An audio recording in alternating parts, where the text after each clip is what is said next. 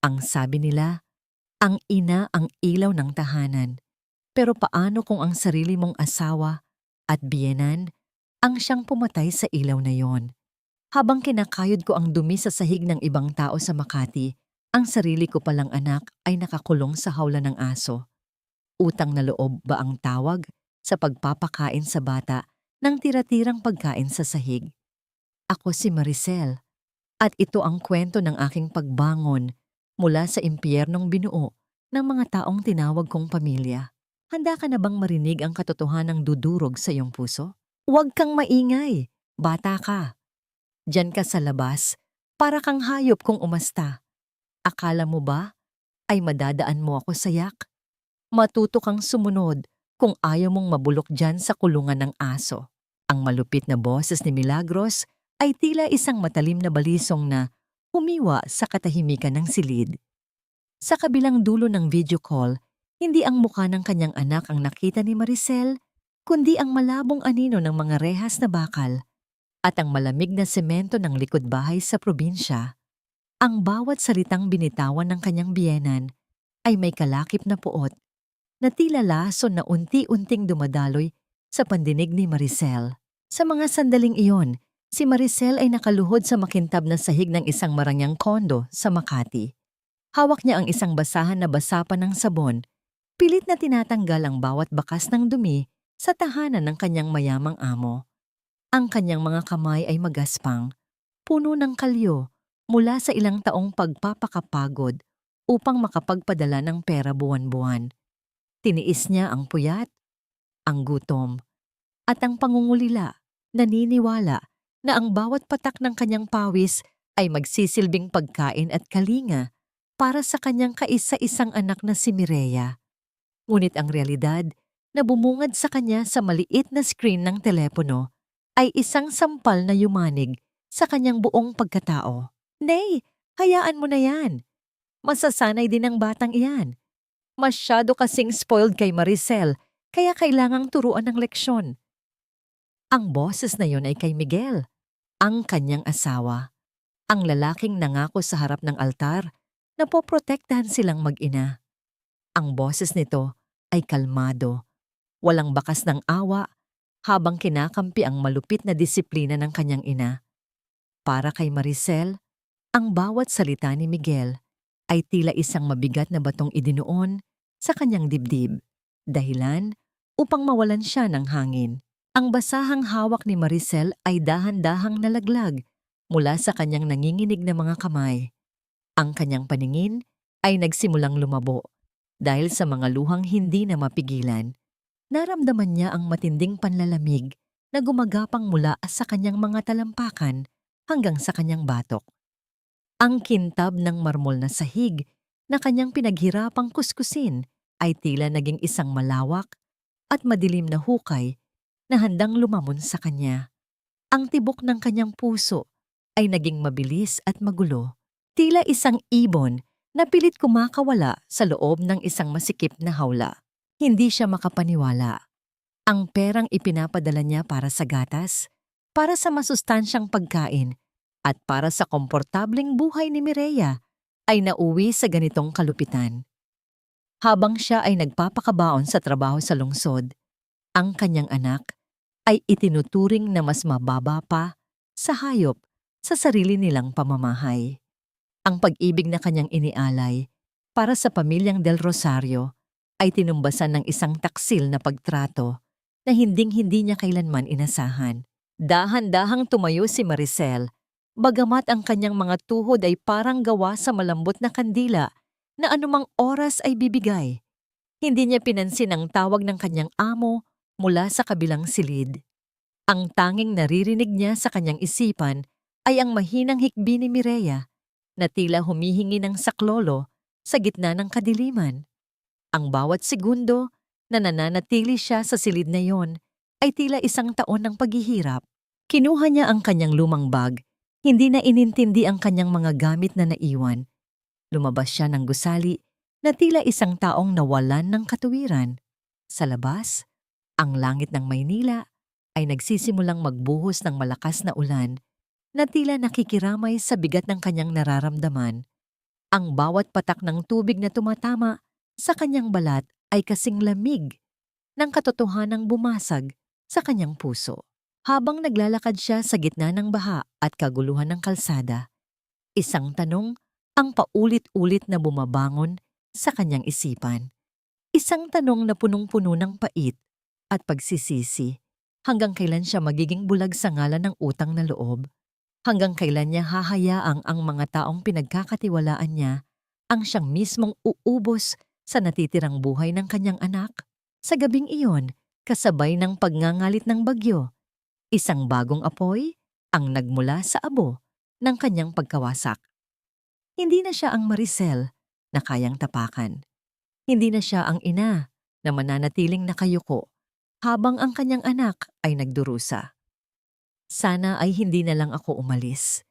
Sana ay hindi ko na lang hinayaang mapalayo sa kanya kapalit ng mga perang ito na ngayon ay tila naging abo sa aking mga palad. Ang bawat hakbang ni Maricel patungo sa terminal ng bus ay tila isang pakikipagtuos sa lupang tila humihigop sa kanyang lakas. Ang ulan ay hindi tumitigil sa pagbuhos, isang malupit na tabing na nagpapadilim sa paligid ng Maynila, ngunit mas madilim ang bagyong namumuo sa loob ng kanyang dibdib.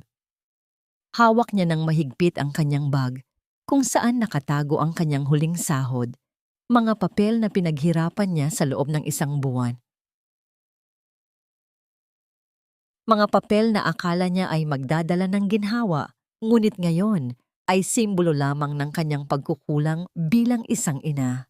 Sa loob ng bus na biyaheng probinsya, ang katahimikan ay bumasag sa kanyang katinuan. Ang tanging naririnig ay ang mabigat na paghinga ng mga pasaherong natutulog habang siya ay nananatiling gising. Ang mga mata ay nakapako sa bintanang basang-basa ng ulan.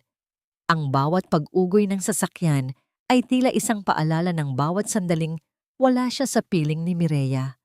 Naalala niya ang araw na umalis siya, ang maliit na kamay ng anak na humahawak sa kanyang laylayan, ang mga matang puno ng katanungan kung bakit kailangang umalis si Mama. Tiniis niya ang lahat dahil sa pangako ni Milagros, "Huwag kang mag-alala, Maricel. Ako ang magpapalaki sa batang ito na may takot sa Diyos at disiplina. Magtrabaho ka lang doon para sa kinabukasan ninyo." Ang mga salitang yon na dati ay nagbigay sa kanya ng kapanatagan, ngayon ay tila mga pako na ibinabaon sa kanyang puso. Ang disiplinang ipinangako ng kanyang biyenan ay naging isang malupit na pagpaparusa na hindi man lang niya naisip sa kanyang pinakamalalang panaginip. Ang kanyang katawan ay nanginginig, hindi dahil sa lamig ng aircon sa loob ng bus, kundi dahil sa matinding takot na baka huli na ang lahat. Ang bawat kilometrong nadaragdagan sa kanilang biyahe ay tila isang napakahabang panahon ng paghihirap. Naramdaman niya ang pagsikip ng kanyang lalamunan. Ang bawat paglunok ay may kasamang pait ng pagsisisi. Sa kanyang isipan, paulit-ulit na bumabalik ang imahe ng hawla na nakita niya sa video call. Isang madilim at maruming sulok na naging tahanan ng kanyang kaisa-isang hiyas. Lumalim ang gabi at unti-unting pumasok ang bus sa madidilim na kalsada ng kanilang probinsya. Ang mga puno ng saging sa gilid ng daan ay tila mga higanting sumasayaw sa ilalim ng hagupit ng hangin, tila mga saksi sa kanyang hinagpis. Pagbaba niya sa kanto, patungo sa kanilang barangay, hindi na niya inintindi ang putik na kumakapit sa kanyang mga binti. Tumakbo siya. Ang bawat pagtapak sa basang lupa ay may kasamang dalangin na sana ay ligtas ang kanyang anak. Nang marating niya ang tapat ng bahay ng mga Del Rosario, ang lahat ay balot ng nakabibinging katahimikan. Ang bahay na dati ay simbolo ng karangalan at kabanalan ay tila isang libingan sa gitna ng kadiliman. Walang ilaw na nakabukas. Tanging ang liwanag ng kidlat ang paminsan-minsang nagbibigay ng anyo sa paligid. Ang kanyang puso ay tila gustong kumawala sa kanyang dibdib habang dahan-dahan siyang naglalakad patungo sa likod bahay. Doon, sa ilalim ng malaking puno ng mangga, nakatayo ang bakal na hawla. Ang pintuan nito ay bahagyang nakabukas, umuugoy ng marahan sa hangin nang walang anumang tunog.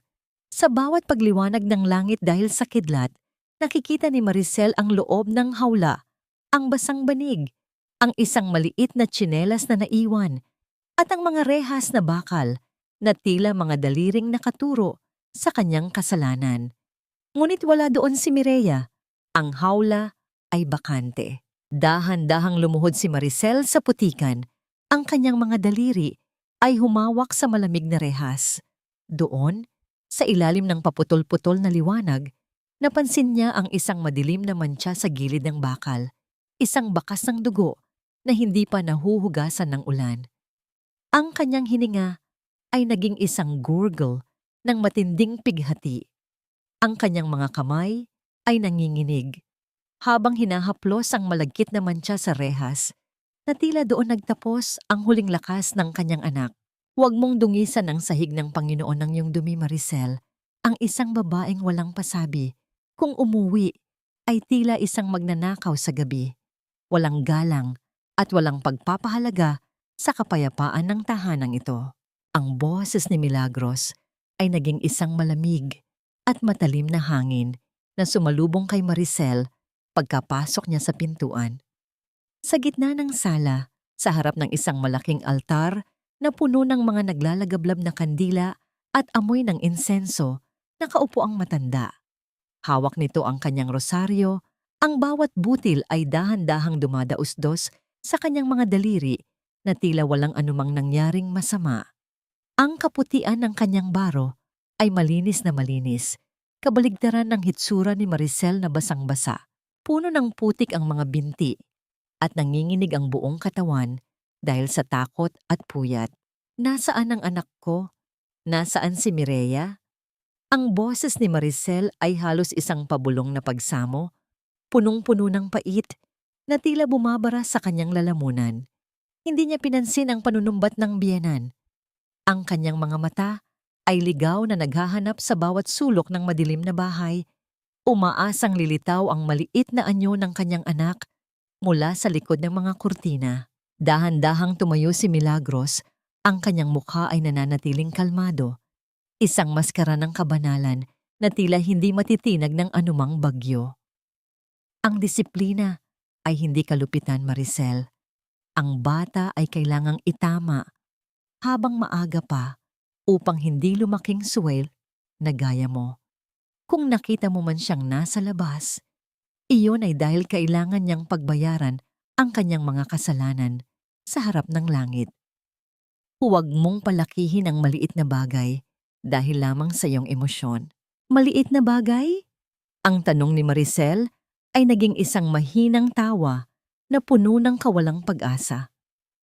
Ikinulong ninyo ang anak ko sa hawla ng aso, Nay. Sa gitna ng ulan, sa gitna ng dumi. Nakita ko ang dugo sa rehas. Nasaan ang anak ko? Biglang nagbago ang anyo ni Milagros. Ang kanyang mga mata ay nanliit at ang kanyang labi ay gumaralgal sa kunwaring galit. Utang mo sa akin ang buhay mo, Maricel. Nakalimutan mo na ba kung sino ang tumanggap sa'yo noong wala kang matuluyan? Nakalimutan mo na ba ang utang na loob mo sa pamilyang ito? Ang bata ay nasa ligtas na lugar, malayo sa iyong masamang impluensya. Hindi mo siya makikita hanggat hindi ka natututong rumespeto sa akin. Naramdaman ni Maricel ang isang matinding hapdi sa kanyang pisngi nang itulak siya ni Milagros ng buong lakas. Ang kanyang likod ay tumama sa matigas na gilid ng mesa, dahilan upang magmula ang isang matalim na sakit na gumapang sa kanyang gulugod. Ang pagturing sa kanya ni Milagros ay tila isang basahan na walang halaga. Isang taong kailangang sumunod sa bawat utos dahil lamang sa isang lumang utang na matagal na niyang binabayaran ng kanyang sariling pawis at dugo. Sa pamamahay na ito, ang batas ko ang masusunod. Ang mariing deklara ni Milagros habang muling hinahawakan ang kanyang rosaryo. Umalis ka sa harap ko bago ko makalimutang ikaw ay asawa ng aking anak. Hindi mo siya makukuha, hindi mo siya makikita, at wala kang magagawa dahil sa mata ng lahat, ikaw ay isang irresponsableng ina na inuna ang pera kaysa sa kalinga. Naiwang nakasalampak si Maricel sa malamig na sahig habang ang anino ni Milagros ay tila naging isang higanteng halimaw na nakatayo sa harap ng altar. Ang kanyang puso ay nadudurog sa bawat segundong lumilipas nang hindi niya nahahawakan si Mireya. Ang kabanalang ipinapakita ni Milagros ay tila naging isang madilim na kulungan na mas masahol pa sa hawlan ng aso sa likod bahay. Sa labas, ang ulan ay muling bumuhos ng mas malakas. Tila sinasabayan ang pagbagsak ng mga luha ni Maricel na humahalo sa putik sa sahig. Sa gitna ng kanyang pagkalugmok, isang katotohanan ang nagsimulang tumago sa kanyang diwa. Hindi sapat ang luha upang iligtas ang kanyang anak. Kailangan niyang lumaban kahit na ang buong mundo ay maniwala sa maskara ng kanyang biyenan. Dahan-dahang itinulak ni Maricel ang kahoy na pinto ng kanilang silid. Sa loob, sinalubong siya ng isang mabigat at nakakapasong katahimikan. Nakaupo si Miguel sa gilid ng kama, nakayuko. Ang mga kamay ay mahigpit na nakakapit sa kanyang mga tuhod. Ang asawang inasahan niyang magiging sandigan sa mga oras ng unos ay tila isang anino na walang lakas na harapin ang liwanag. Miguel! Ang pabulong ngunit basag na tawag ni Maricel. Ang kanyang boses ay nanginginig, dala ang bigat ng pag-asa na baka sakaling ang lalaking nangakong paprotekta sa kanila ay may natitira pang tapang. Nasaan ang anak natin? Miguel, parang awa mo na. Sabihin mo sa akin kung nasaan si Mireya. Nakita ko ang dugo sa hawla. Bakit mo hinayaang gawin niyon ng iyong ina? Iniwas ni Miguel ang kanyang paningin. Hindi siya makatingin ng diretso sa mga mata ng kanyang asawa. Ang kanyang paghinga ay mabilis, ngunit mababaw. Isang patunay ng takot na matagal nang nag-ugat sa kanyang pagkatao. Isang takot na mas malaki pa sa pagmamahal niya sa kanyang sariling dugo at laman. Huwag ka na lang lumaban, Maricel. Ang nanginginig na sagot ni Miguel. Ang kanyang boses ay walang buhay, at puno ng karawagan. Alam mo naman kung magalit si nanay. Sumunod ka na lang. Ayaw kong magkagulo pa rito sa bahay. Ligtas naman ang bata. Kailangan lang niyang matuto. Tila gumuho ang buong mundo ni Maricel sa mga salitang binitawan ng kanyang asawa. Ang lalaking kanyang pinakasalan, ang ama ng kanyang anak, ay piniling magbulag-bulagan habang ang kanilang anghel ay nagdurusa sa dilim. Ang kanyang mga luha ay natuyo at napalitan ng isang malamig at nakakasukang pakiramdam ng pagtataksil. Lumapit siya at mahigpit na hinawakan ang braso ni Miguel. Pilit itong pinapatayo upang harapin ang katotohanan. Sa kanyang paghatak sa asawa, isang lukot na piraso ng papel ang nahulog mula sa bulsa ng pantalon ni Miguel at marahang lumapag sa sahig. Binitawan ni Maricel ang braso ng asawa at yumuko upang pulutin ang kapirasong papel. Ang kanyang mga nanginginig na daliri ay nag-unat sa mga tupi nito. Sa ilalim ng malabong liwanag ng bumbilya, nabasa niya ang mga nakasulat doon. Iyon ay hindi resibo ng gamot. Hindi rin ito resibo ng gatas o bayad sa matrikula ng bata. Isa itong opisyal na katibayan ng taya mula sa sabungan. May petsa ng mismong araw na nagpadala siya ng malaking halaga mula sa kanyang sahod sa Makati.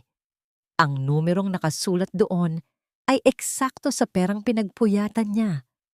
Perang akala niya ay magbibigay ng ginhawa sa kanyang anak, ngunit nilustay lamang sa isang sugalan. Napaangat ang paningin ni Maricel kay Miguel. Ang kanyang paghinga ay halos tumigil. Ang kanyang lalamunan ay tila sinakal ng isang kamay na gawa sa yelo. Ang asawang nasa harap niya ay hindi lamang isang duwag na anak na nakakubli sa saya ng kanyang ina.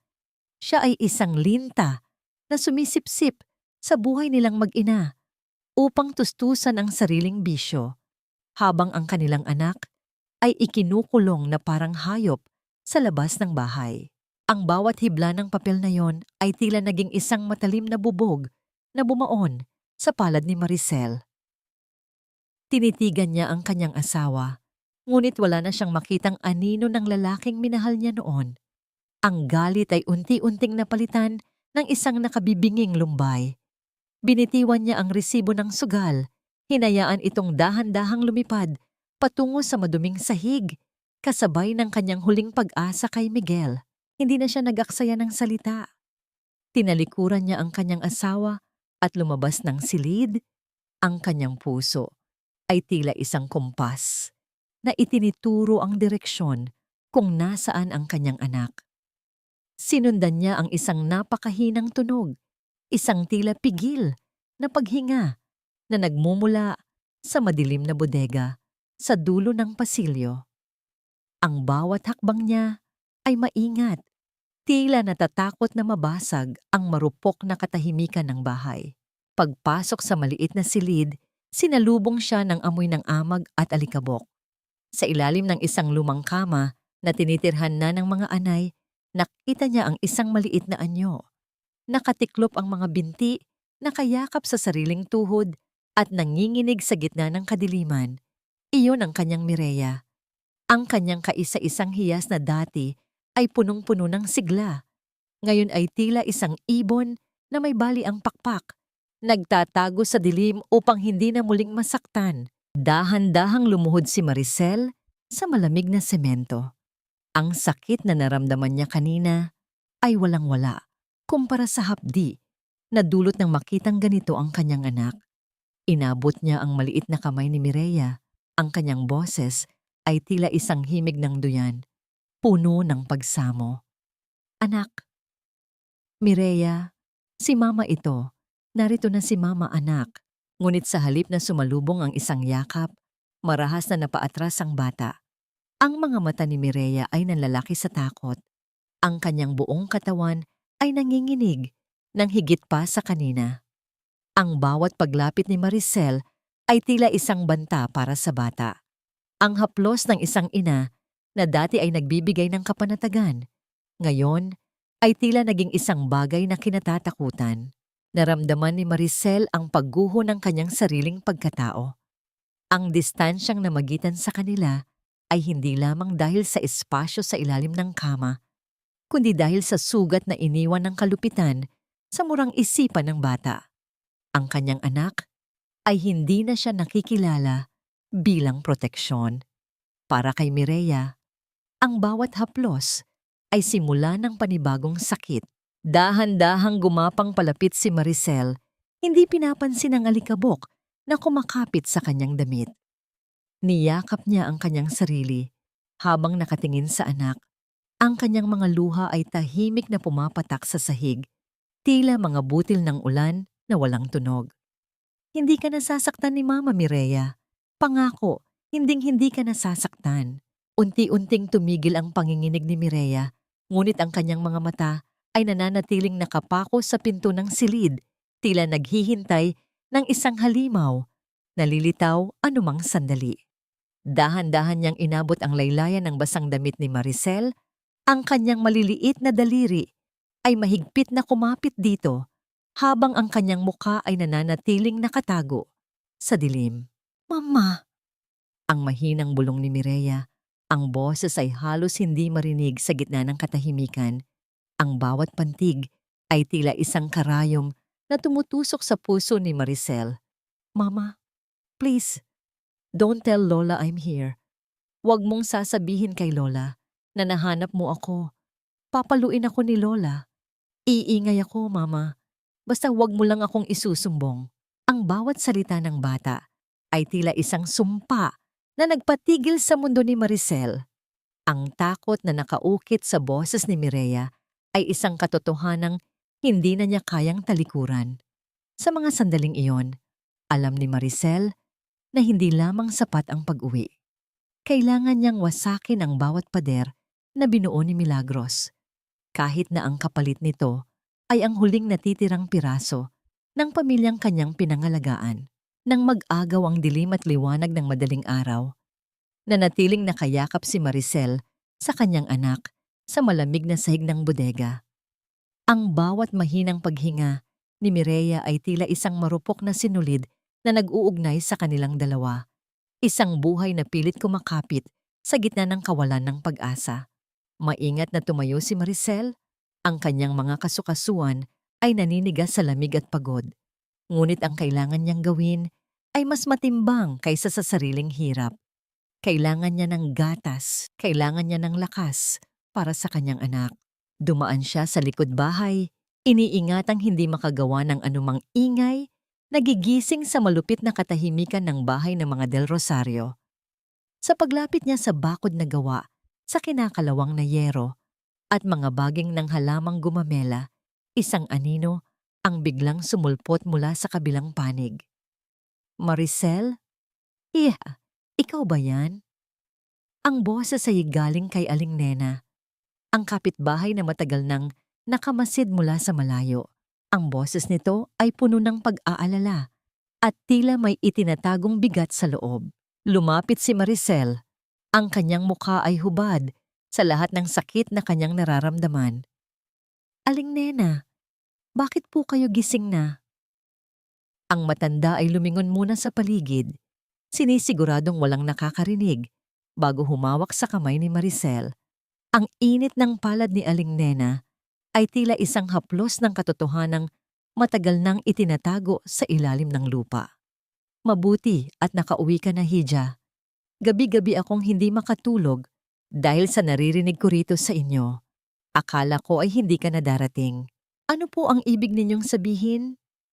Ang tanong ni Maricel ay may kasamang kaba na tila isang malamig na tubig na ibinuhos sa kanyang likuran. Maricel, hindi lang yung kulungan ng aso ang ginawa nila sa batang yan. Ang simula ni Aling Nena, ang kanyang boses ay naging isang pabulong na tila natatakot sa sariling revelasyon. Nakikita ko sila mula sa bintana ko. Yung biyenan mo, si Milagros. Tila isang banal na santo sa simbahan, pero sa loob ng bakod na ito ay mas malala pa sa hayop kung magparusa. Maraming gabi na naririnig ko ang iyak ni Mireya. Humihingi ng tubig, humihingi ng pagkain. Pero si Miguel, ang asawa mo, pinapanood lang niya ang kanyang ina. Wala siyang ginagawa kahit na nagmamakaawa ang bata. Naramdaman ni Maricel ang paghina ng kanyang mga tuhod. Ang bawat salita ni Aling Nena ay tila isang matalim na kutsilyo na dahan-dahang hinihiwa ang kanyang pagkatao. Ang kanyang paningin ay nagsimulang umikot habang ang katotohanan ay unti-unting nagbubukas sa kanyang harapan. Hindi lang yan, Hija. Pagpapatuloy ni Aling Nena, ang kanyang mga mata ay nagsimulang mangilid ng luha. May mga araw na hindi nila pinapakain ang bata ng 3 araw na dire-diretso bilang pagtitika raw sa mga kasalanan nito. Nakita ko ang bata, Maricel, kumukuha ng pagkain sa basurahan ng mga aso dahil sa sobrang gutom. Sinubukan kong mag-abot ng tinapay sa pagitan ng bakod. Pero noong makita ni Milagros, sinunog niya ang tinapay sa harap ni Mireya at sinabing ang pagtanggap ng tulong ay isang kasalanan sa Diyos. Ang bawat detalye ay tila isang kulog na yumanig sa mundo ni Maricel. Ang imahe ng kanyang anak na kumukuha ng tirang pagkain mula sa lalagyan ng hayop habang siya ay nagpapakapagod sa lungsod para magpadala ng pera ay isang kalupitang hindi kayang tanggapin ng anumang katuwiran. Ang kanyang puso na kanina pa tila nadudurog ay ngayon ay naging isang bukal ng nag-aapoy na puot. Bakit? Bakit ngayon niyo lang sinabi sa akin? Ang tanong ni Maricel ay punong-puno ng pait. Ang bawat salita ay may kasamang hikbi na hindi na niya mapigilan. Natatakot kami, Maricel. Alam mo naman kung gaano kalakas ang impluwensya ni Milagros sa bayan at sa simbahan. Sino ang maniniwala sa amin laban sa isang santo? Hinawakan ni Aling Nena ng mas mahigpit ang kamay ni Maricel. Pero hindi ko na kaya ang konsensya ko. Maricel, kailangan mong ilayo ang bata rito. Kung hindi, baka isang araw ay wala ka ng madatnan. Naiwang nakatayo si Maricel sa tapat ng bakod habang dahan-dahang lumalayo si Aling Nena. Ang boses ng kapitbahay ay tila isang alingaw-ngaw na paulit-ulit na tumatama sa kanyang isipan. 3 araw na walang pagkain. Pagkain sa basurahan ng aso. Ang pagtitiis na ginawa ni Mireya ay isang pasakit na mas malalim pa sa mga galos sa katawan nito. Tumingala si Maricel sa langit na nagsisimulang magkaroon ng kulay rosas, ngunit ang nakikita niya ay hindi ang kagandahan ng umaga, kundi ang madilim na mukha ng biyenan at asawa na unti-unting uubos sa buhay ng kanyang anak. Sa mga sandaling iyon, ang takot ay naglaho at napalitan ng isang desisyong kasing tigas ng bakal. Hinding-hindi na muling makakatikim ng kahit isang patak ng luha ng kanyang anak ang mga taong tinawag niyang pamilya. Dahan-dahan siyang bumalik sa loob ng bahay, ang bawat hakbang ay may dalang bigat ng isang panunumpa. Ngunit sa kanyang pagdaan sa sala, nakita niya si Milagros na nakatayo sa tapat ng altar, tila isang rebulto na walang pakiramdam, habang hawak ang isang mahabang patpat na ginagamit sa pagtuturo sa mga bata sa simbahan. Nakausap mo na ba ang madaldal mong kapitbahay, Maricel? Ang malamig na tanong ni Milagros, ang kanyang boses ay tila isang babala na nagmula sa kailaliman ng lupa. Ang pakikinig sa mga sabi-sabi ay isang kasalanan, at ang mga makasalanan ay nararapat lamang na makatikim ng hagupit ng katuwiran. Imbes na salubungin ng galit ang pananakot ni Milagros, pinili ni Maricel na lunukin ang nag-aapoy na puot sa kanyang lalamunan. Alam niya na sa bayan na yon, ang salita ng kanyang biyenan ay batas. Kung lalaban siya gamit ang dahas sa mga sandaling iyon, madali siyang maipapalabas na baliw at tuluyang ilalayo sa kanya si Mireya. Tahimik niyang ibinaba ang kanyang paningin. Hindi bilang tanda ng pagsuko, kundi bilang isang maingat na pag-atras upang ihanda ang mas malaking laban. Nangibabaw ang nangiti ng tagumpay sa labi ni Milagros. Inakala nitong muli niyang napayuko ang suwail na manugang. Inutusan siya nitong itago ang bata sa madilim na bahagi ng kusina dahil darating ang mga kasamahan nito sa simbahan para sa isang banal na pagtitipon. Pagsapit ng hapon, ang kabuuan ng sala ay napuno ng nakakapasong amoy ng insenso at mga bulaklak ng sampagita. Ang mga miyembro ng samahan ng kababaihan sa parokya ay dumating, nakasuot ng mga malilinis at magagarbong damit. Sa gitna nila ay nakaupo si Milagros, tila isang reyna na pinaliligiran ng kanyang mga tapat na tagasunod. Ang bawat salita nito ay tinatanggap bilang gintong aral. Pinupuri ng mga panauhin ng kanyang kabanalan, ang kanyang walang sawang paglilingkod sa simbahan, at ang kanyang kunwaring pasensya sa pag-aalaga sa isang apong iniwan daw ng ina para magbuhay reyna sa Maynila. Habang umaawit ng mga banal na himig ang mga kababaihan sa sala, si Maricel ay nakaupo sa malamig na sahig ng kusina. Yakap-yakap ang nanginginig na si Mireya. Ang maliit na espasyo sa pagitan ng lumang paminggalan at lababo ang naging pansamantala nilang taguan. Ang bawat bigkas ng panalangin na nagmumula sa sala ay tila mga tinik na tumutusok sa pandinig ni Maricel. Paano nagagawang sambitin ng biyenan ang pangalan ng Diyos habang ang mismong dugo at laman nito ay nakakulong sa dilim, puno ng galos at namamatay sa gutom? Ang kabanalan ni Milagros ay isang makapal at magandang kurtina na nagtatago sa isang nabubulok na kaluluwa. Tiningnan ni Maricel ang mukha ng kanyang anak. Ang mga mata ni Mireya ay nakatitig sa kawalan. Ang mga maputlang labi ay bahagyang nakabuka. At ang paghinga ay mabilis, na tila laging may nagbabadyang panganib. Hinaplos ni Maricel ang buhok ng bata. Sinusubukang iparating ang pagmamahal na matagal nitong ipinagkait. Sa mga sandaling iyon, ipinangako ni Maricel sa kanyang sarili na wawasakin niya ang maskara ng pamilyang ito. Hahayaan niyang makita ng buong mundo ang halimaw na nagtatago sa likod ng mga nobena at rosaryo. Sa labas, ang mga boses ay sabay-sabay na nag-alay ng panalangin para sa kapayapaan ng tahanan. Ang boses ni Miguel ay sumali rin, buo, at tila punong-puno ng debosyon, isang perpektong pamilya sa mata ng lipunan. Ngunit ang tahimik na ilusyon ng pagtitipon ay biglang nayanig. Mula sa labas ng kusina, pumasok si Miguel upang kumuha ng baso para sa mga bisita. Nang makita ni Mireya ang anino ng kanyang ama na lumalapit, ang trauma at takot na matagal nang nakatanim sa kanyang murang isipan ay biglang sumabog. Isang matalim, pumupunit at nakakapanindig balahibong sigaw ang kumawala mula sa lalamunan ng bata. Ang tinig na yon ay hindi lamang iyak. Ito ay isang sigaw ng matinding pighati at hilakbot na bumasag sa lahat ng kasinungalingang itinatago sa loob ng bahay na yon. Ang mga panalangin sa sala ay biglaang natigil at ang malamig na katahimikan ay pumalibot sa buong kabahayan. Naghihintay sa susunod na mangyayari. Ang umalingaw-ngaw na sigaw ni Mireya ay panandaliang nagpatigil sa pag-ikot ng mundo sa loob ng bahay.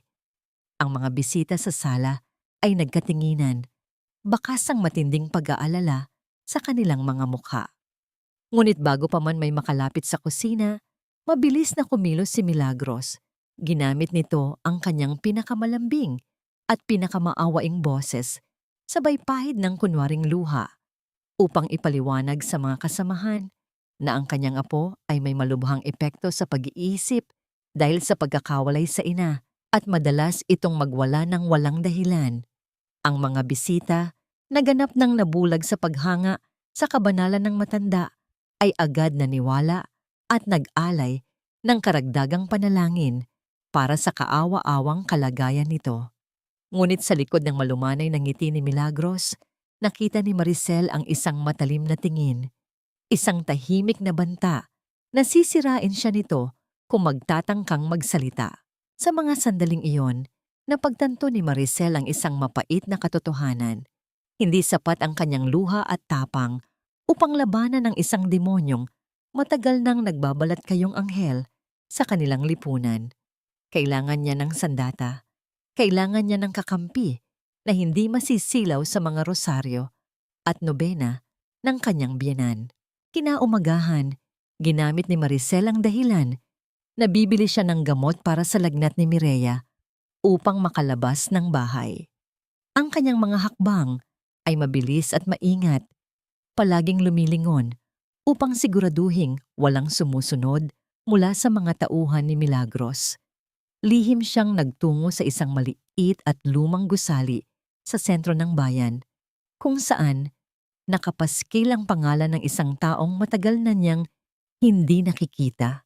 Ngunit alam niyang hinding-hindi siya tatalikuran. Si Attorney Mateo Cruz ay isang kaibigan mula sa nakaraan, isang lalaking piniling ialay ang talino upang ipagtanggol ang mga taong pinagkaitan ng boses. Nang bumukas ang pinto ng opisina at magtama ang kanilang paningin, bakas ang matinding pagkagulat sa mukha ni Mateo. Ang Maricel na nakilala niya noon sa unibersidad ay masigla, may matatag na paninindigan, at puno ng pangarap. Ngunit ang babaeng nakatayo ngayon sa kanyang harapan ay tila isang tuyong dahon na pilit nilalabanan ang tuluyang pagbagsak sa lupa. Ang mga mata ay may madilim na anino at ang mga balikat ay nakayuko sa bigat ng pinapasan. Ibinuhos ni Maricel ang lahat. Ang bawat kwento tungkol sa malamig na hawlan ng aso, ang mga gabing walang pagkain si Mireya, ang maduming resibo ng sugal ng kanyang asawa, at ang mga pasa sa katawan ng kanyang anak na dulot ng malupit na pagtutuwid ng biyenan. Ang bawat salitang lumalabas sa kanyang bibig ay may kasamang mabigat at malalim na paghikbi. Pakiramdam niya ay tila siya isang sugatang sundalo na sa wakas ay nakahanap ng isang ligtas na kanlungan upang ilapag ang kanyang mga sandata. Nakikinig lamang si Mateo. Ang kanyang mga panga ay nagigiting sa pinipigil na galit, habang puno ng awa niyang tinititigan ang mga nanginginig na kamay ng dating kaibigan. Dahan-dahang inabot ni Mateo ang isang malinis na panyo kay Maricel. Sa kabila ng matinding awa, bilang isang abogado, alam niya ang malupit at madilim na realidad ng batas sa kanilang bayan. Hindi sapat ang katotohanan kung walang kakayahang patunayan ito. Naniniwala ako sa iyo, Maricel, ng buong puso ko. Ang malumanay, ngunit seryosong simula ni Mateo. Ang kanyang boses ay tila isang mabigat na angkla na pumipigil kay Maricel sa pag-anot. Pero kalaban natin ang impluwensya ng biyenan mo sa buong bayan, pati na rin ang pananahimik ng sarili mong asawa. Kung ipapablotter natin ito ngayon, pasilamang sa iyong salaysay. Napakadali nilang babaligtarin ang sitwasyon gamit ang mga kapitbahay na takot sa kanila. Maricel, We need evidence. Kailangan natin ng matibay na patunay, mga litrato, medical record ng bata, o kahit anong pag-amin mula sa kanila. Dahil kung hindi natin hawak ang ebidensya, ikaw ang lalabas na masama at baliw sa mata ng batas at tuluyan nilang kukunin sa iyo si Mireya nang walang kalaban-laban. Ang bigat ng mga salita ni Mateo ay sumama kay Maricel sa kanyang pag-uwi. Bawat hakbang niya pabalik sa bahay ng mga Del Rosario ay tila isang pagpasok sa mismong bunganga ng panganib. Ngunit sa tuwing may isip niya ang mga nanginginig na balikat ni Mireya at ang mga sugat na natamo nito sa loob ng malamig na hawla, ang kanyang takot ay natutunaw at napapalitan ng isang nagbabagang tapang. Kailangan niya ng katibayan. Kailangan niyang hulihin ang halimaw sa sarili nitong bitag. Pagsapit ng gabi, binalot ng madilim at mabigat na katahimikan ang buong bahay. Si Miguel ay maagang nakatulog dahil sa kalasingan matapos matalo muli sa sabong, habang si Mireya ay nakayukmok sa isang sulok ng kanilang silid. Mahimbing na nakapikit ngunit patuloy na binabangungot ng nakaraan. Kinuha ni Maricel ang kanyang lumang telepono. Nanginginig ang kanyang mga daliri habang binubuksan ang application para sa pag-record ng boses. Itinago niya ito sa malalim na bulsa ng kanyang palda, sinisiguradong bukas ang mikropono, ngunit nakatago ang liwanag ng screen. Ang kanyang dibdib ay mabilis na umaangat at bumabagsak habang naglalakad patungo sa kusina, kung saan nandoon si Milagros. Nakaupo ang matanda sa harap ng mesa, binibilang ang mga perang padala ni Maricel na dapat sana ay para sa gatas ng kanyang anak, habang umiinom ng tsaa. Humugot ng malalim na hininga si Maricel. Ibinaba niya ang kanyang tingin, pilit na ibinabalik ang anyo ng isang maamo at sunod-sunurang manugang. Ito ang papel na kailangan niyang gampanan upang magsalita ang kanyang biyenan. Nay! Ang panimula ni Maricel, ang kanyang boses ay sadyang pinahina at nilagyan ng panginginig na hindi nalalayo sa kanyang tunay na nararamdaman. Nay, gusto ko lang po sanang itanong. Yung pinadala ko pong pera nung 1 linggo, bakit po hindi ninyo ibinili ng gatas ni Mireya? Nakita ko po ang anak ko, Nay. Bakit kailangang sa tirang pagkain ng aso ninyo siya pakainin? Tumigil sa pagbibilang si Milagros. Dahan-dahan itong nag-angat ng tingin. Ang mga mata ay nanlilisik at puno ng paghamak. Isang mapaklang ngiti ang sumilay sa mga labi ng matanda. Hindi nito itinanggi ang paratang. Sa halip, tila ipinagmalaki pa nito ang kanyang ginawa. Aba, at may gana ka pang magtanong? Ang mayabang na tugon ni Milagros. Ang boses ay matalim na, tila pumupunit sa katahimikan ng gabi. Dahil doon siya nababagay, ang perang pinapadala mo ay kulang pa para bayaran ang mga utang ng walang silbi mong asawa. Utang na loob mo sa pamilyang ito na tinanggap ka namin noong wala kang makain. Kung gusto kong parusahan ang anak mo para matuto, gagawin ko. Kung gusto ko siyang ikulong sa labas kasama ng mga hayop hanggang sa mamatay siya sa lamig, wala kang magagawa dahil pamamahay ko ito. Kumuyom ang mga kamao ni Maricel na nakatago sa kanyang likuran. Ang bawat salitang lumabas sa bibig ng biyenan ay isang patunay ng kawalang hiyaan nito. Isang pag-amin na sapat na upang tuluyan itong mabulok sa kulungan. Nakukuha na niya ang ebidensyang kailangan ni Mateo. Pinilit ni Maricel na magsalita muli upang mas lalong idiin ang matanda. Pera lang po ba ang katapat ng lahat ng ito, Nay? Kung tinaasan ko ba ang padala, hindi niyo siya ikukulong? Pera ba ang dahilan kaya niyo siya sinasaktan? Tumawa ng mahina si Milagros, isang tunog na nagpatayo sa mga balahibo ni Maricel. Hindi lang pera, Maricel. Kailangan kong iparamdam sa iyo at sa anak mo kung sino ang nagmamay-ari ng buhay ninyo. Ako ang nagdedesisyon dito.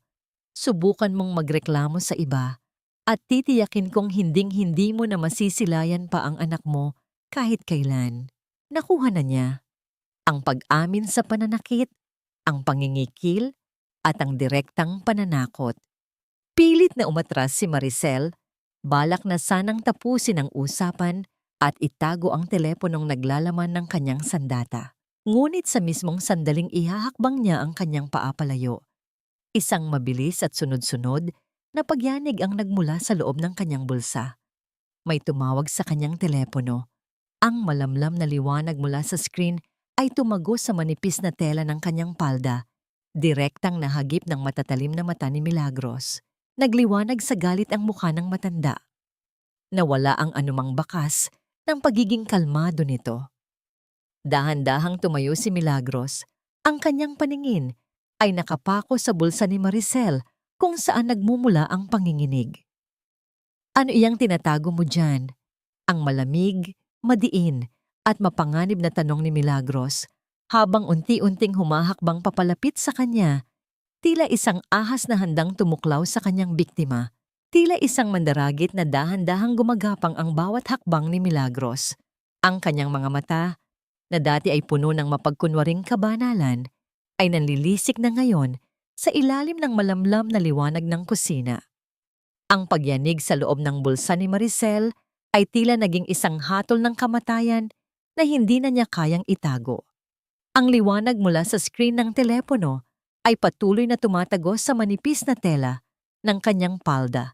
Bawat segundo ay tila isang sigaw na nagbubunyag ng kanyang lihim na balak. Ibigay mo sa akin yan. Ang utos ni Milagros. Ang boses ay naging isang malalim at mapanganib na bulong. Maricel, alam mo ang batas sa pamamahay na ito. Wala kang itatago sa akin. Bumilis ang paghinga ni Maricel. Ang kanyang dibdib ay kumakaba ng ganoon na lamang. Naramdaman niya ang panlalamig ng kanyang mga daliri habang pilit niyang pinipisil ang telepono sa loob ng bulsa. Sinusubukang patay ng tawag nang hindi tinitingnan. Ngunit huli na ang lahat. Sa isang mabilis at marahas na pagkilos na hindi inaasahan mula sa isang matanda, hinablot ni Milagros ang braso ni Maricel. Ang mga kuko ng matanda ay bumaon sa balat ng manugang, nag-iiwan ng mahahapdi at mapupulang marka. Aray! Nay, bitawan niyo po ako! Ang hiyaw ni Maricel, pilit na kumakawala sa mahigpit na pagkakahawak ng biyenan. Sa gitna ng kanilang pagbubuno, mabilis na nadukot ni Milagros ang telepono mula sa bulsa ni Maricel. Nanlaki ang mga mata ng matanda nang makita ang pulang icon sa screen, ang katibayan na ang bawat salitang binitawan niya tungkol sa pagkulong kay Mireya at ang pag-amin sa kanyang kalupitan ay naitala na. Ang mukha ni Milagros ay biglang nagbago mula sa pagkagulat tungo sa isang matinding poot na tila nagmula sa kailaliman ng impyerno. Taksil, akala mo ba ay malalapastangan mo ako sa sarili kong tahanan? Isang malakas na pagtama ng palad ang dumapo sa pisngi ni Maricel, sapat na lakas upang bumaling ang kanyang muka at magkaroon ng lasa ng dugo sa kanyang labi. Doon sa gitna ng hapdi at pait ay biglang lumitaw si Miguel. Nakatayo siya sa may pintuan ng kusina. Ang buhok ay gulo-gulo at ang mga mata ay naniningkit sa kalasingan at kalituhan.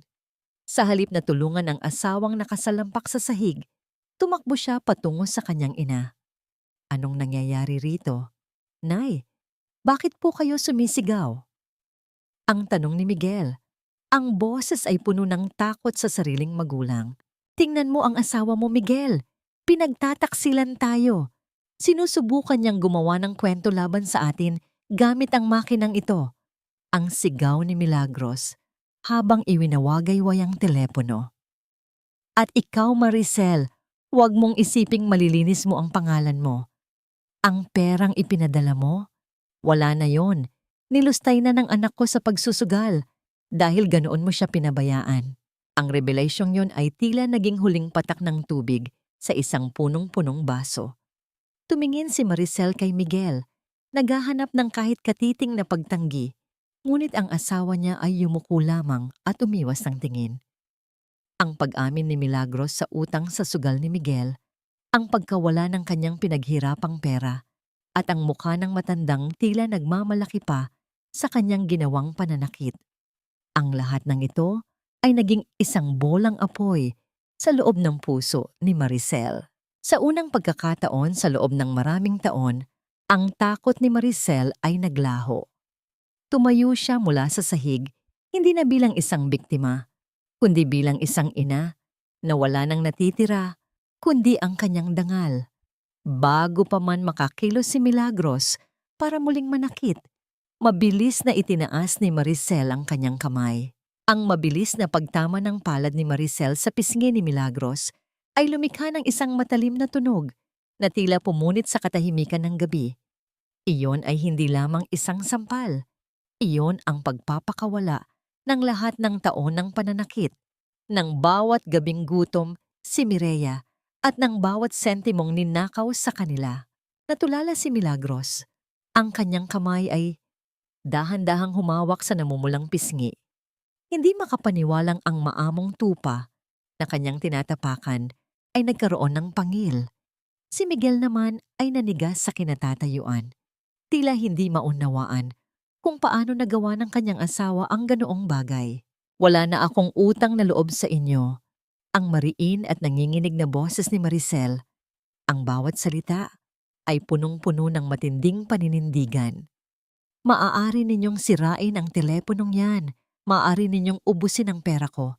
Pero hinding-hindi nyo na muling mahahawakan ang anak ko. Dahil mula sa sandaling ito, tapos na ang pagiging mabait ko.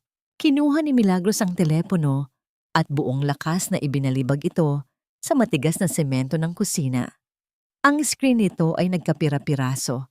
Ang liwanag nito ay tuluyang namatay, kasabay ng tanging ebidensya na hawak ni Maricel.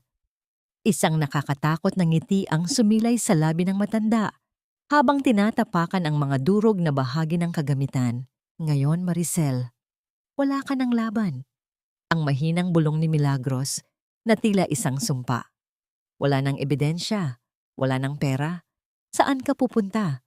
Sino ang maniniwala sa isang baliw na ina na nanakit sa kanyang biyenan? Naiwan si Maricel na nakatayo sa gitna ng kusina. Pinaliligiran ng kanyang mga kaaway habang ang tanging pag-asa niya para sa hustisya ay nakasabog na ngayon sa sahig. Ang ulan sa labas ay muling lumakas. Tila isang babala na ang tunay na digmaan ay nagsisimula pa lamang. Ang bawat pira-piraso ng nadurog na telepono sa sahig ay tila mga bituin na nawalan ng ningning. Isang paalala na ang tanging sandata ni Maricel ay tuluyan ng naging basura. Ngunit sa gitna ng kadilimang yon, hindi ang takot ang namayani sa kanyang puso, kundi ang isang malamig at matalim na katiyakan. Kung ang batas ng tao ay hindi siya kayang protektahan dahil sa kawalan ng ebidensya, ang batas ng isang ina ang kailangang manaig. Tinalikuran niya ang nakakalokong tawa ni Milagros at ang nakatungong anyo ni Miguel. Wala na siyang kailangan sa bahay na ito, kundi ang kanyang anak. Mabilis siyang nagtungo sa bodega. Ang bawat hakbang ay hindi na naghahanap ng pag-iingat, kundi ng bilis. Nang makita siya ni Mireya na hingal at may bakas ng dugo sa labi, muling nanginig ang bata. Ngunit binuhat siya ni Maricel ng buong lakas. Ang bigat ni Mireya ay tila walang halaga kumpara sa bigat ng puot na dinadala ni Maricel. Aalis na tayo, anak. Hindi ka na muling masasaktan dito. Ang pabulong niyang pangako, habang ang kanyang puso ay tila isang tambol na nagbababala ng nalalapit na panganib. Lumabas sila sa likurang pinto, sinalubong ng malupit na hagupit ng ulan at ang madilim na yakap ng gabi. Ang putikan sa bakuran ay tila pilit na humihila sa kanyang mga paa. Bawat hakbang ay may kasamang malapot na tunog ng lupang sumasama sa kanyang tsinelas hanggang sa maiwan ang mga ito. Hindi na niya inintindi ang lamig. Ang tanging mahalaga ay ang init ng katawan ni Mireya na nakayakap sa kanyang leeg. Ang mga puno sa paligid ay tila mga higanting kumakaway sa gitna ng bagyo, habang ang kidlat ay paminsan-minsang nagbibigay ng nakasisilaw na liwanag sa kalsadang puno ng baha. Miguel, habulin mo! Huwag mong hahayaang itakas ang bata. Ang sigaw ni Milagros ay narinig ni Maricel mula sa malayo. Isang boses na mas matalas pa sa kidlat. Narinig din niya ang pagbukas ng mga pinto at ang mabilis na pagtakbo ng ilang kalalakihan, mga tauhan, sa barangay na tapat kay Milagros. Ang tunog ng mga yabag ng paa sa basang kalsada ay tila isang sumusunod na anino na hindi niya matakasan. Sa gitna ng kanyang paghingal, isang pangalan ang tanging nasa kanyang isipan, Sister Amalia, ang maliit na kumbento sa dulo ng bayan, ang tanging lugar kung saan ang kabanalan ay hindi isang maskara, kundi isang kanlungan.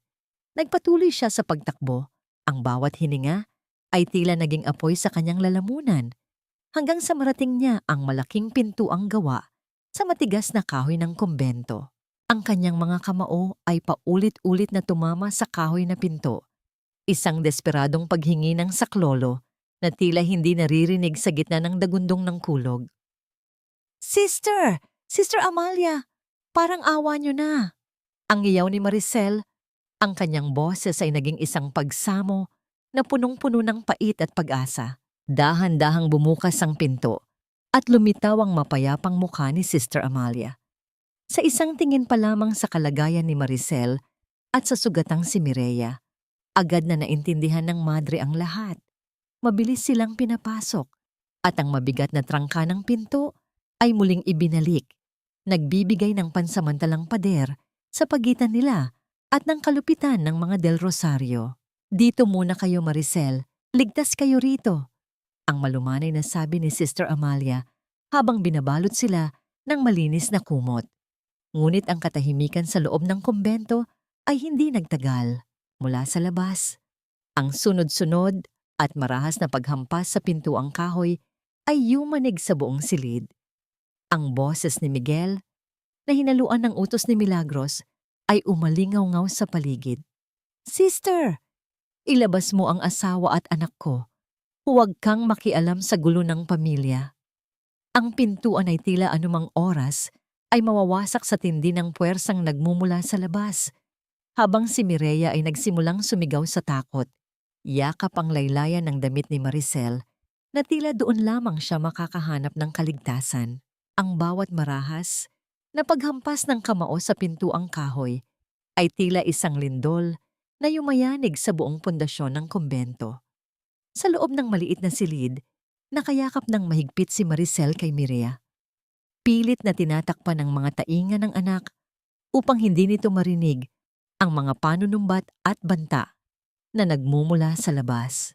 Ang boses ni Miguel ay naging isang garalgal na pagsamo na hinaluan ng puot, habang ang boses ni Milagros ay nananatiling matalim, tila isang latigo na humahagupit sa katahimikan ng gabi. Sa gitna ng kaguluhan, tumayo si Sister Amalia nang may hindi matitinag na katatagan. Ang kanyang mga kamay ay dahan-dahang humawak sa trangka ng pinto, hindi upang buksan ito, kundi upang iparamdam ang kanyang presensya. "Miguel, ang tahanan ng Diyos ay lugar ng kapayapaan, hindi ng karahasan." Ang deklara ng madre, ang boses ay malumanay, ngunit puno ng awtoridad na nagpatigil sa ingay sa labas. Ang babae at ang bata ay nasa ilalim ng aking kalinga. Kung nais ninyong pag-usapan ang gulo ng inyong pamilya, gawin natin ito sa tamang oras at sa harap ng batas, hindi sa gitna ng bagyo. Nang dumating si Attorney Mateo Cruz, kasama ang ilang pulis na kanyang tinawagan, ang mga tauhan ni Milagros ay dahan-dahang umatras sa dilim. Ang presensya ng mga unipormadong lalaki at ang malamig na tingin ni Mateo ay naging sapat na bakod upang tuluyang lumayo ang mga Del Rosario. Ngunit bago umalis, lumingon si Milagros. Ang kanyang mukha ay tila isang maskara ng galit sa ilalim ng ilaw ng sasakyan ng pulis. Hindi pa ito tapos, Maricel. Ang madiin niyang bulong na tila sumabay sa ihip ng hangin. "Hinding-hindi ka mananalo sa akin." Lumipas ang ilang araw na puno ng bigat at kaba. Sa loob ng opisina ng piskal, ang hangin ay tuyo at puno ng amoy ng lumang papel at ang walang tigil na pag-ikot ng electric fan sa kisame. Nakaupo si Maricel sa tapat ng isang mahabang mesa. Ang kanyang mga kamay ay nakapatong sa kanyang kandungan, pilit na pinipigilan ang panginginig. Sa kabilang panig, nakaupo si Milagros, nakasuot ng itim na baro at hawak ang kanyang rosaryo Tila isang biyudang biktima ng kawalang katarungan. Piskal, ako ang biktima rito. Ang simula ni Milagros, ang boses ay puno ng kunwaring pait at luha. Ang manugang ko ay may masamang pag-uugali. Sinampal niya ako, isang matandang babae na kumalinga sa kanya. Inilayo niya ang aking apo dahil nais niyang humingi ng mas malaking pera. Ang sugat sa katawan ng bata, iyan ay nakuha niya dahil sa kapabayaan ni Maricel noong huling uwi niya. Ako pa nga ang nanggamot sa bata. Ang bawat kasinungalingan ay tila isang turok ng karayom sa puso ni Maricel. Hindi niya akalain na magagawang baluktutin ng kanyang biyenan ang katotohanan ng ganoon kadali sa harap ng batas. Nang ibigay kay Mateo ang pagkakataong magsalita, inilatag niya ang mga dokumento, ngunit ang kanyang mukha ay naging seryoso nang mapansin ang isang lalaking pumasok sa silid. Isang lalaking nakasuot ng kupas na polo. Isang kapitbahay at malayong pinsan ni Miguel na si Mang Tomas. Siya ang taong inaasahan ni Maricel na nakakita sa kalupitang ginagawa sa loob ng bahay. Ngunit nang tumayo ito sa harap ng piskal, hindi ang katotohanan ang lumabas sa kanyang bibig. Nakita ko po ang lahat, ang sabi ni Mang Tomas. Ang kanyang paningin ay hindi makatingin ng diretso kay Maricel. Mabait si Aling Milagros sa bata. Ang totoo po. Si Maricel ang laging sumisigaw sa anak niya tuwing tumatawag siya mula sa Maynila. Isang gabi, nakita ko pa nga si Maricel na sinasaktan ng bata bago siya umalis muli. Si Aling Milagros lang po ang nagliligtas kay Mireya mula sa sarili nitong ina. Napatayo si Maricel. Ang kanyang puso ay tila sasabog sa tindi ng pagtataksil. Ang taong akala niya ay kakampi ay binayaran o tinakot ni Milagros upang baligtarin ang lahat. Ang silid na dati ay puno ng pag-asa para sa hustisya ay biglang naging isang bitag kung saan ang biktima ang nagmumulang salarin. Tumingin si Milagros kay Maricel, isang mapait na ngiti ang gumuhit sa kanyang mga labi. Isang nangiting nagsasabing sa mundong ito, ang katotohanan ay madaling mabili ng pera at kapangyarihan. Sa loob ng silid ng piskal, ang hangin ay naging kasing bigat ng tingga. Ang bawat salitang binitawan ni Mang Tomas ay tila isang malapot na putik na pilit ibinabahid sa dangal ni Maricel. Napayuko si Maricel, ang kanyang mga balikat ay nanginginig sa tindi ng pagtataksil, habang sa kabilang panig ay maririnig ang mahinang paghikbi ni Milagros, isang mapagkunwaring tunog ng pighati na tila nagmamakaawa sa hustisya. Ang katarungan sa mga sandaling iyon ay tila isang mailap na ibon na unti-unting lumilipad palayo sa mga kamay ng isang inang walang kapangyarihan. Ngunit sa gitna ng tila panalo ng panig ni Milagros, tumayo si Attorney Mateo Cruz. Hindi mababakas sa kanyang mukha ang takot o pagkatalo. Sa halip, ang kanyang mga mata ay naging kasing talas ng isang agila na handang sumakmal sa kanyang biktima. Dahan-dahan niyang inilabas ang isang makapal na folder mula sa kanyang bag. Ang paglapag nito sa ibabaw ng matigas na mesa ay lumikha ng isang madiing tunog na nagpatigil sa lahat, tila isang babala na ang katotohanan ay hindi kayang ibaon ng anumang halaga ng pera. Piskal, ang salita ng tao ay madaling mabili at mabago ayon sa takot o pangangailangan. Ang simula ni Mateo, ang boses ay malalim at may awtoridad na tila yumayanig sa buong silid. Ngunit ang katawan ng isang bata ay hindi marunong magsinungaling. Ang mga galos, ang mga pasa, at ang panghihina ng katawan ay mga saksi na walang boses, ngunit nagsasabi ng katotohanang hindi kayang burahin ng anumang dasal o nobena. Ibinukas ni Mateo ang folder at inilatag ang mga larawang kinuha sa ospital matapos ang pagsusuri kay Mireya. Ang bawat pahina ay naglalaman ng mga markang kulay ube at asul sa maliliit na binti at braso ng bata. Ipinakita rin ang resulta ng pagsusuri ng doktor na nagpapatunay na si Mireya ay nakakaranas ng matinding malnutrition, isang kondisyon na hindi nangyayari sa loob lamang ng isang gabi, o dahil sa isang uwi ng ina mula sa Maynila. Ang mga peklat na magkakaiba ang edad ay patunay na ang pananakit ay naging bahagi na ng araw-araw na buhay ng bata sa loob ng bahay ng mga Del Rosario. Tingnan ninyo ang mga markang ito sa kanyang leeg at braso. Pagpapatuloy ni Mateo, habang ang piskal ay seryosong sinusuri ang mga dokumento. Ang mga ito ay hindi bunga ng aksidente. Ang mga ito ay marka ng mga daliri ng isang matanda na pilit pinatatahimik ang isang batang nagugutom. Ang timbang ni Mireya ay mas mababa pa sa kalahati ng dapat na timbang ng isang batang kasing edad niya. Piskal, ito ay hindi disiplina. Ito ay talamak at sistematikong pagpapahirap. Namutla si Milagros. Ang kanyang rosaryo ay tila naging isang pabigat sa kanyang mga daliri. Sinubukan niyang magsalita.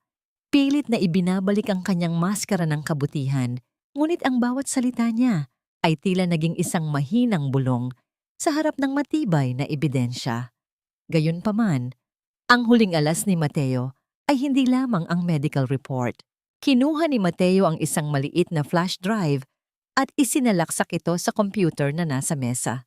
Ang screen ay nagpakita ng isang malabo, ngunit malinaw na video na nakuha mula sa CCTV ng isang kapitbahay na matagal nang kinukutuban sa mga nangyayari.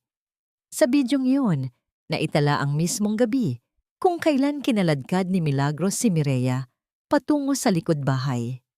Nakita ng lahat kung paano itinulak ng matanda ang nanginginig na bata sa loob ng hawla ng aso, habang si Miguel ay nakatayo lamang sa malayo, walang ginagawa, tila isang estatwa ng kawalang malasakit.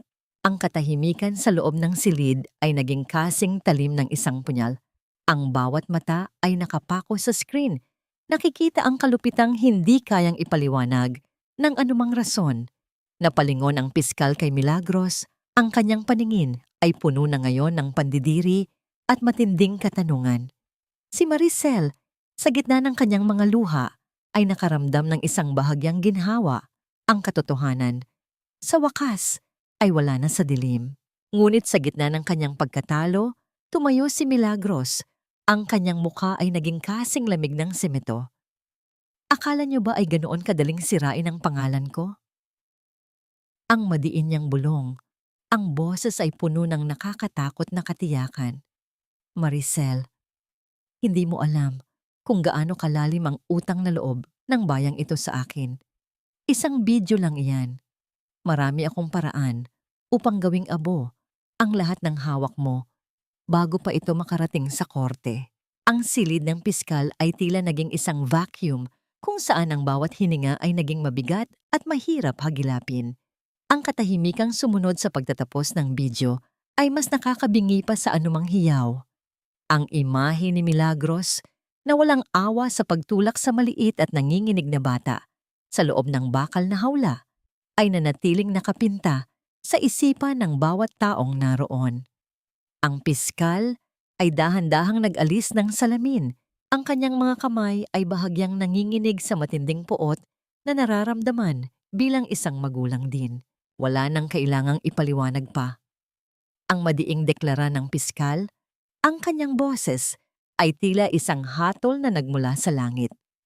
Ang bidyong ito, kasama ang medical report at ang salaysay ni Maricel, ay sapat na upang sampahan kayo ng kasong child abuse at serious physical injuries. At dahil sa tindi ng inyong ginawa, ire-recommenda ko ang agarang pag-issue ng warrant of arrest. Sa sandaling iyon, ang maskara ng kabanalan ni Milagros ay tuluyan ng nadurog.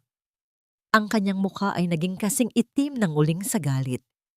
Tumayo siya ng marahas, dahilan upang tumama ang kanyang mga hita sa mesa at lumikha ng isang madiing tunog na yumanig sa mga dokumentong nakapatay. Ang kanyang rosaryo, na tila naging simbolo ng kanyang pagpapanggap, ay biglang naputol ng masabit ito sa dulo ng mesa. Ang mga butil nito ay nagkalat sa sahig, nagtatakbuhan sa bawat sulok ng silid na tila mga aninong pilit kumakawala sa isang nabubulok na katawan. Magalapastangan, wala kayong alam sa hirap ko. Ang hiyaw ni Milagros, ang kanyang boses, ay naging isang matinis na hagulgol ng puot. Ako ang nagtayo ng dangal ng pamilyang ito. Miguel, magsalita ka. Sabihin mo sa kanila na kasalanan ito ng asawa mo. Sabihin mo sa kanila na kailangan nating disiplinahin ang bata. Ngunit si Miguel ay nananatiling nakayuko. Ang kanyang mga balikat ay tila bumigay na sa bigat ng kanyang sariling karuwagan. Nang subukan niyang tumingin sa kanyang ina, nakita niya ang pandidiri sa mga mata ng mga tao sa paligid. Ang lalaking dati ay nakakubli sa kapangyarihan ng kanyang ina ay ngayon ay isa na lamang aninong onte-unting naglalaho. Hindi siya nakapagsalita. Ang kanyang dila ay tila naging bato sa gitna ng katotohanang sumasakal sa kanya. Habang inilalabas si Milagros mula sa silid ng mga pulis, ang balita tungkol sa kanyang tunay na kulay ay mabilis na kumalat sa buong bayan na tila isang apoy sa tuyong damo. Sa labas ng munisipyo, ang mga kasamahan niya sa simbahan, ang mga kababaihang dati ay yumuyukod sa kanyang harapan, ay nakatayo ngayon ng may layo. Ang mga bulong ng pagkamangha at pandidiri ay tila mga palasong tumatama sa bawat hibla ng kanyang pagkatao. Ang dangal na ginamit niya upang tiyardapan, ang iba ay siya mismong naging tali na sumasakal sa kanya ngayon. Napatigil si Milagros sa tapat ni Maricel bago siya tuluyang isakay sa sasakyan ng pulis. Ang kanyang mga mata ay nananatiling puno ng lason, walang bakas ng pagsisisi kahit nasa harap ng kanyang pagkatalo. Akala mo ba ay nanalo ka na, Maricel? Ang madiin niyang bulong, ang bawat salita ay may kasamang pait ng isang sumpa. Maari mo akong ikulong, pero hinding-hindi mawawala sa isipan ng anak mo ang bawat gabi na nabulok siya sa labas. Ibinigay ko sa kanya ang impyernong dadalhin niya hanggang sa kanyang paglaki. Iyan ang iiwan ko sa inyo. Ang boses ni Milagros ay unti-unting naglaho, kasabay ng tunog ng makina ng sasakyang papalayo. Naiwan si Maricel na nakatayo sa gitna ng init ng araw. Ang kanyang mga kamay ay nanginginig, ngunit ang kanyang puso ay nagsisimula nang makaramdam ng isang panibagong uri ng tibay. Ang reyna ng mga kasinungalingan ay nawalan na ng korona. Ang pader na binuo ng takot at utang na loob ay tuluyan ng gumuho. Inilalantad ang liwanag na matagal nang ipinagkait sa kanila ni Mireya. Dahan-dahang lumapit si Mateo at hinawakan ang balikat ni Maricel. Tapos na ang unang laban, Maricel. Malaya na kayo. Ngunit habang tinitingnan ni Maricel ang asul na langit, alam niyang ang tunay na hamon ay hindi lamang ang pagpapakulong sa biyenan, kundi ang pagbuo muli sa mga pira-pirasong buhay at damdamin ng kanyang anak na winasak ng isang taong tinawag nilang pamilya. Ang bawat sinag ng araw na tumatagos sa bintana ng kanilang maliit na bagong tahanan ay tila isang banayad na haplos na nagpapagaling sa mga sugat ng kahapon. Malayo na sila sa malupit na anino ng mansyon ng mga Del Rosario. Ang hangin dito ay hindi amoy insenso at pananakot, kundi amoy ng sariwang damo at ang alat ng dagat na nagmumula sa di kalayuan. Sa loob ng silid na may pinturang puti, dahan-dahang sinusuklay ni Maricel ang buhok ni Mireya. Ang bawat hagod ng suklay ay puno ng pag-iingat.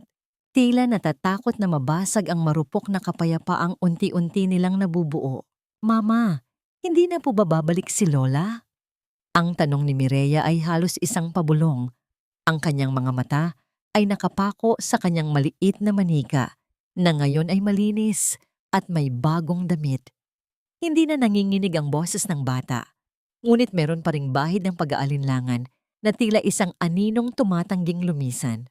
Huminto si Maricel at hinalikan ang tuktok ng ulo ng anak. Hindi na, anak. Ligtas na tayo rito. Wala nang makakasakit sa'yo, pangako yan ni Mama. Sa mga sandaling iyon, nakita ni Maricel ang isang bagay na matagal na niyang ipinagdarasal. Isang maliit at tipid na ngiti ang sumilay sa mga labi ni Mireya. Iyon ay isang tagumpay na mas mahalaga pa sa anumang hatol ng korte. Ang kanilang buhay ay nagsisimulang muling magkaroon ng kulay Bagamat ang mga serya ng mapapait na alaala ay mananatiling mga peklat sa kanilang puso. Lumipas ang hapon sa pagluluto ni Maricel ng paboritong pagkain ng anak. Ang tunog ng kumukulong sabaw at ang halimuyak ng bawang ay pumuno sa kusina. Isang ingay na nagpapakita ng buhay at pag-asa. Ngunit sa gitna ng kanilang payapang hapunan, isang serye ng madiing pagtama sa kanilang pintuang kahoy ang bumasag sa katahimikan. Ang bawat katok ay tila nagdadala ng bigat ng isang hindi inasahang panganib, dahilan upang muling mamutla si Mireya at mahigpit na kumapit sa laylayan ng damit ng kanyang ina. "Diyan ka lang, Mireya. Huwag kang lalabas." Ang mariing utos ni Maricel habang dahan-dahan siyang naglalakad patungo sa pinto. Ang kanyang puso ay tila isang tambol na nagbababala ng masamang balita. Nang dahan-dahan niyang hilahin ang trangka at buksan ang pinto, sinalubong siya ng isang anyo na halos hindi niya makilala. Si Miguel ay nakatayo sa ilalim ng malamlam na ilaw ng poste. Ang kanyang mukha ay puno ng mga pasa at may bakas ng dugo na nagmumula sa isang sugat sa kanyang noo. Ang kanyang polo ay punit-punit at puno ng dumi. Tila siya ay galing sa isang matinding pakikipagtuos o marahil ay itinapon ng kanyang mga pinagkakautangan. Ang kanyang mga mata ay naniningkit sa pait at kahihiyan. Isang anino ng lalaking dati ay tinitingala dahil sa yaman ng kanyang ina. "Maricel, parang awa mo na." Ang nanginginig na banya ni Miguel, ang kanyang boses ay tila isang basag na plaka na puno ng pighati. Wala na si nanay. Wala na ang lahat. Binawi ng bangko ang bahay at ang mga taong inasahan ko ay tinalikuran ako. "Maricel, patawarin mo ako. Wala na akong mapuntahan." Dahan-dahang lumuhod si Miguel sa harapan ni Maricel. Ang kanyang mga kamay ay nanginginig habang pilit na humahawak sa tsinelas ng asawa. Ang kanyang pag-iyak ay naging isang gumaralgal na tunog ng isang taong tuluyan ng nawasak ang dangal. Ngunit sa halip na awa, ang naramdaman ni Maricel ay isang malamig na pader ng katotohanan. Tumingin siya sa sugatang lalaki sa kanyang paanan. Ang lalaking nanahimik habang ang kanilang anak ay nagdurusa sa loob ng isang hawla. Nanatiling nakatayo si Maricel sa pintuan. Ang kanyang anino ay mahaba at matatag, habang nakatitig sa lalaking nakaluhod sa kanyang paanan. Ang bawat hikbi ni Miguel ay tila isang hungkag na tunog na hindi na kayang yumanig sa kuta na binuo ni Maricel sa kanyang puso. Noon, ang bawat luha ni Miguel ay tila isang utos na dapat niyang sundin. Ngunit ngayon, nakikita na lamang niya ang isang lalaking biktima ng sarili nitong karuwagan.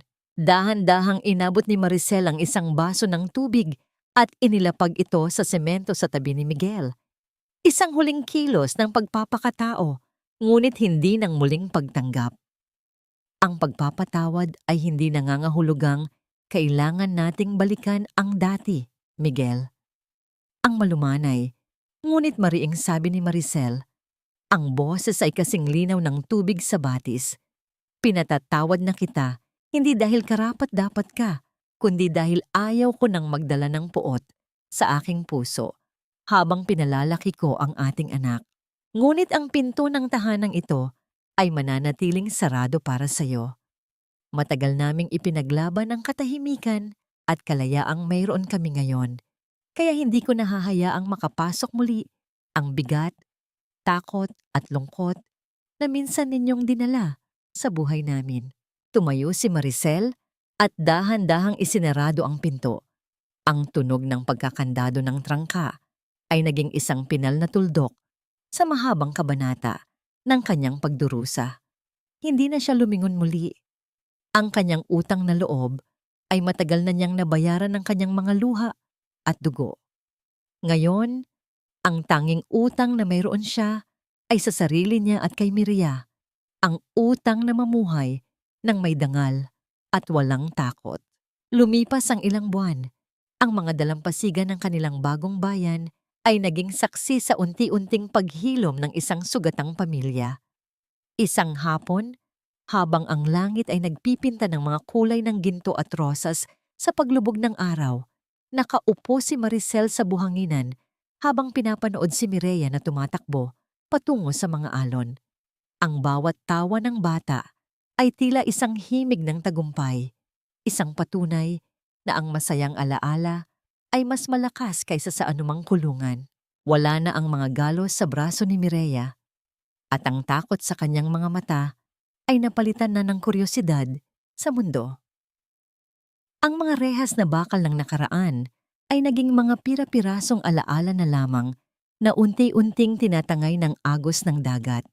Si Milagros ay nananatili sa loob ng malamig na rehas ng bilangguan, kung saan ang tanging kasama niya ay ang kanyang mga kasalanan at ang rosaryong wala nang nakikinig na mga butil. Ang kapangyarihang ginamit niya upang manupil ay naging sarili niyang bilangguan. Huminga ng malalim si Maricel, ang hangin ay malinis at puno ng pag-asa. Napagtanto niya na ang tunay na misericordya o awa ay hindi ang pananatili sa isang relasyong mapanakit sa ngalan ng sakripisyo. Ang tunay na awa ay ang pagpapalaya sa sarili mula sa mga tanikala ng maling paniniwala at ang tapang na itayo ang sariling buhay mula sa pagkawasak. Dahan-dahang lumapit si Mireya sa kanyang ina. May hawak na isang magandang kabibe na kinuha mula sa dalampasigan. "Mama, look! Ang ganda po, di ba?" Ang masayang sabi ng bata. Ang kanyang mukha ay maliwanag pa sa bukang liwayway. Niyakap ng mahigpit ni Maricel ang kanyang anak. Ang init ng balat ni Mireya ay ang kanyang pinakamahalagang kayamanan. "Oo, anak. Napakaganda. Gaya ng ating bukas." Sa dulo ng lahat, nahanap ni Maricel ang kapayapaang hindi nabibili ng pera o naibibigay ng ibang tao. Nahanap niya ito sa bawat umaga na hindi na siya nanginginig, sa bawat pagkain na pagsasaluhan nilang mag-ina ng may ngiti, at sa bawat gabi na ang tanging naririnig nila ay ang banayad na awit ng hangin sa labas ng kanilang bintana. Ang kulungan ay tuluyan ng nabasag at ang mga ibon ay sa wakas ay nakalipad na patungo sa malayang langit.